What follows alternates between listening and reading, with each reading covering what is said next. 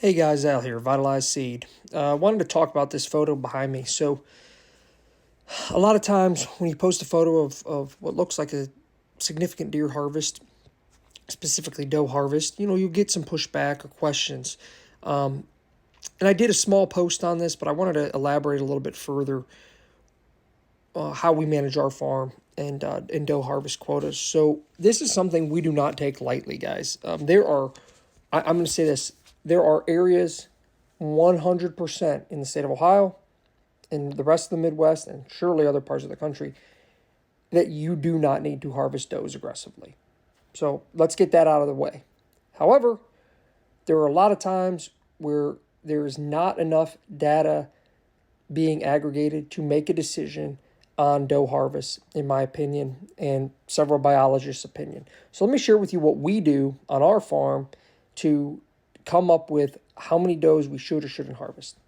Number one, like most people, hunting observations. So we're going out, we're hunting food sources, we're scouting in the summertime, driving around not just our farm, but within a quarter mile or excuse me, within a square mile, and seeing what kind of deer numbers are we seeing? Are we seeing them from the truck every time we drive down the road, etc.? So just that kind of gut reaction. Man, there's deer everywhere. You hear hunters kind of use that a lot. So that's step number one, observational analysis.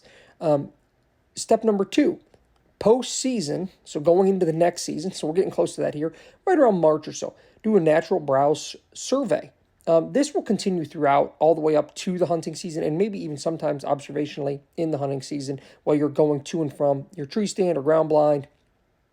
Well, look, oh man, are deer eating something that's not really that highly desirable? Autumn olive, multiflora rose, really thick greenbrier, like example, I've seen it on our place in March. There'll be greenbrier as thick as my pinky finger, and they're browsing that.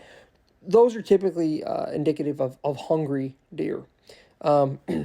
Continuing on, we then get into the spring and the following fall. So we plant a lot of food plots, and we continue to increase that plantable acreage. And we get a really good idea on how much deer are removing from the total plantable acreage because we use an exclusion fence in every single food plot. So on a lot of our plots this year, we planted almost 20 acres, and then there's another with between pipeline easements and some roads that we plant. Basically, they're not really fire breaks because we haven't been able to implement fire yet on our farm, but basically that's like what it would be. So there's clover, things like that. Can withstand some traffic on some of the roads. There's probably another conservatively 10, but maybe more acres of high quality green forage. So when we look at all that, you're 30 plus acres of forage, and we see 12, 14, 18, 24-inch difference between inside and outside the cage. That's a lot of food being removed. So again, even up to this point, I'm not sure I've gathered enough data to put the number on how many does need to be harvested. I think at that point, after I've went through observationally, the natural browse, the exclusion fences, I'm probably going to say, okay, we need to harvest some does. But where do we end up? So then from there, I like to use these cell cameras that I can put on instant send. I'll put, Ohio, we can bait. So put down some bait in front of, say, 5, 6 cameras over a food plot.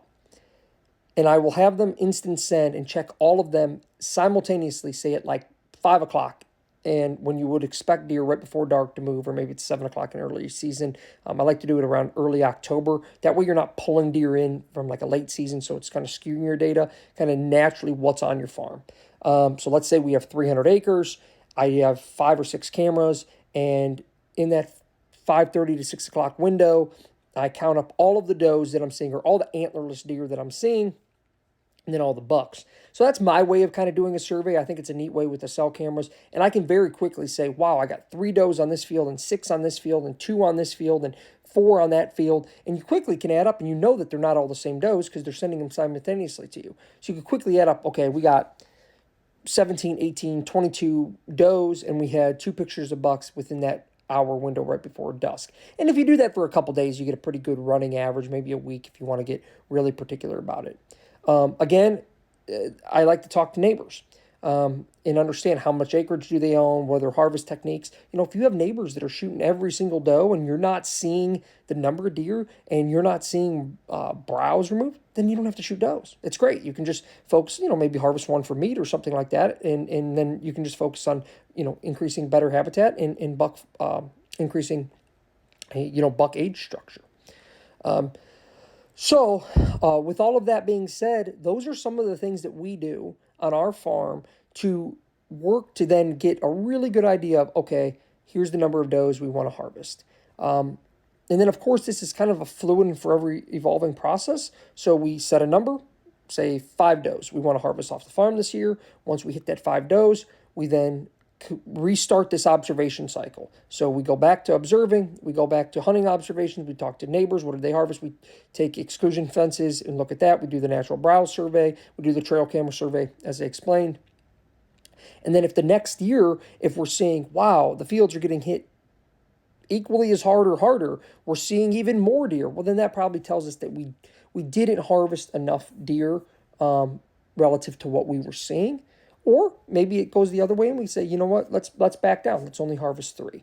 So those are just some quick tips, guys. Hopefully you find that useful when you have to go out and decide, do we need to harvest those or not?